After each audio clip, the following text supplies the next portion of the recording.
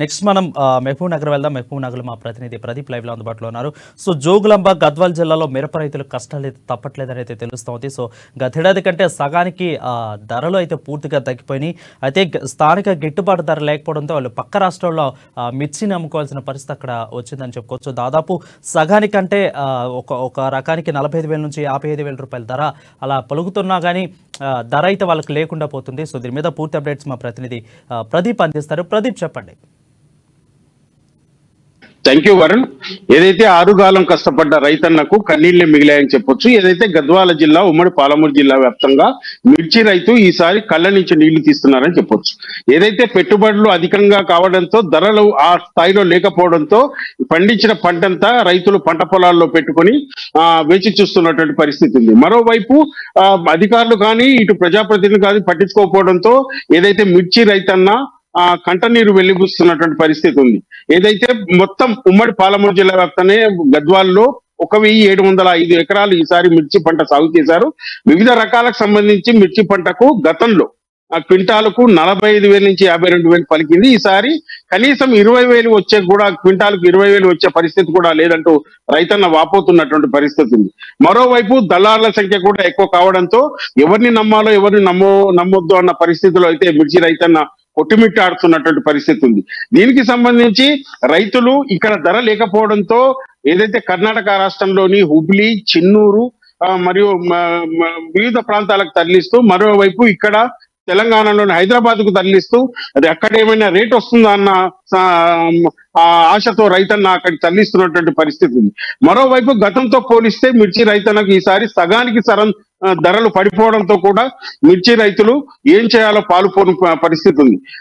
గత సంవత్సరం అధిక లాభాలు రావడంతో అదే స్థాయిలో ఈసారి గతంలో కంటే దాదాపు 400 నుంచి 500 ఎకరాలు మిర్చి రైతు సాగు చేసినప్పటికీ ఈసారి ధర లేకపోవడంతో మరోవైపు దళారుల ఏదైతే దళారు దోచుకునే పరిస్థితి ఎక్కువ కావడంతో కూడా రైతుకు సరైన మద్దతు ధర లభించలేదంటూ కూడా మనం చెప్పొచ్చు.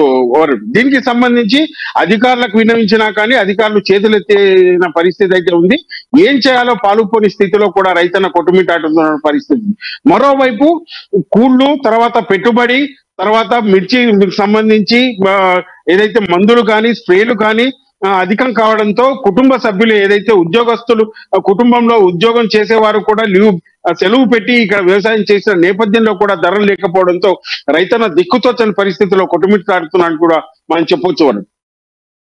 అయితే రైతులు ఇప్పుడు ప్రజెంట్ ఏమి కోరుకుంటున్నారు? అదేవిధంగా పార్లమెంట్ ఎన్నికలు వస్తున్నాయి కాబట్టి వీళ్ళ కష్టాలు కొంత తీరే అవకాశాలు అధికారులు కల్పిస్తారనుకోవచ్చు.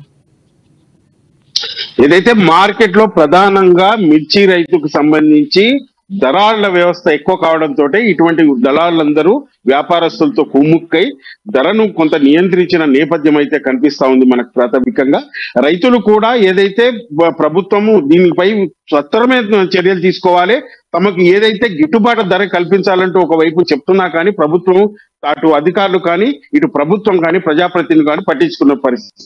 మరోవైపు గతంలో కంటే 400 నుంచి 500 ఎకరాలు గత సంవత్సరం పంటకు రేటు రావడంతో 400 నుంచి 500 ఎకరాలు కూడా సాగు చేసిన నేపథ్యంలో ఈసారి మిర్చి విపరీతంగా పండిందని కూడా చెప్పొచ్చు. దీనికి సంబంధించి ఈ విపరీతంగా మిర్చి పండడంతో గతంలో 42 నుంచి 52,000, 45,000 నుంచి 52,000 వరకు పలికిన మిర్చి ధర ఈసారి క్వాలిటీ ఏదైతే టాప్ స్థాయి మిర్చికి కూడా 20,000 పలకనటువంటి పరిస్థితి ఉంది. మరోవైపు ఈసారి 13 నుంచి 14,000 మిర్చి ధర రావడంతో రైతులు పెట్టిన పెట్టుబడి కూడా వెళ్ళదంటూ కూడా చెప్తున్న నేపథ్యంలో ఏం చేయాలో పాలుపోని స్థితిలో అయితే రైతులు వ్యక్తం చేస్తున్నటువంటి పరిస్థితి. దీనికి సంబంధించి మార్కెటింగ్ శాఖ కానీ అటు ప్రభుత్వం కానీ ఇటు కలెక్టర్ స్థాయి అధికారులు కానీ పట్టించుకోకపోవడంతో దిక్కుతోచిన స్థితిలో రైతులు ఏదైతే కొట్టుమిట్టాడుతున్నటువంటి పరిస్థితి ఉంది. మరోవైపు ప్రభుత్వం అధికారులు సత్వరమే స్పందించి తమకు మద్దతు ధర తర్వాత తమకు కల్పించాలంటూ కూడా వాళ్ళు ఆశాభావం వ్యక్తం చేస్తున్నారు.